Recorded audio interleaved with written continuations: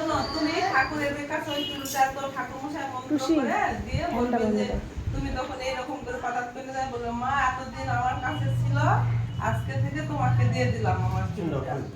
হ্যাঁ এটা বাবাও বলেছে তো। বাবাও বলেছে, আমিও বলেছি, সবাই বলে, বলেছে, ভাইও বলবে, ভাই যখন বড় হবে ভাইয়ের চুল কেটে বললো আমার চুল তোমার চুল ধরে রাখা দিলে খালি উকুন হচ্ছে আমার হাতে, তুমি রেখে দাও তো। হ্যাঁ যে ঠাকুর মশাই মাকে বলবে মা এতদিন আমার কাছে এই যে আমার চুল ছিল এত বড় বড়, আমি দাদানের ছোট দাদার চুল কত বড় বড়। তোমার চুল না কাটলে ভাই এটা বললে দেখো ঠাকুর মা কি খুশি হবে, মা দুর্গা বলবে যে পা ঠাকুরের ডাক দাও। হ্যাঁ দেখছি পাঞ্জাবি পরবে নাকি রিমা? মুখটা দিয়ে দাও, মুখটা দিয়ে দাও, মুখটা দিয়ে দাও।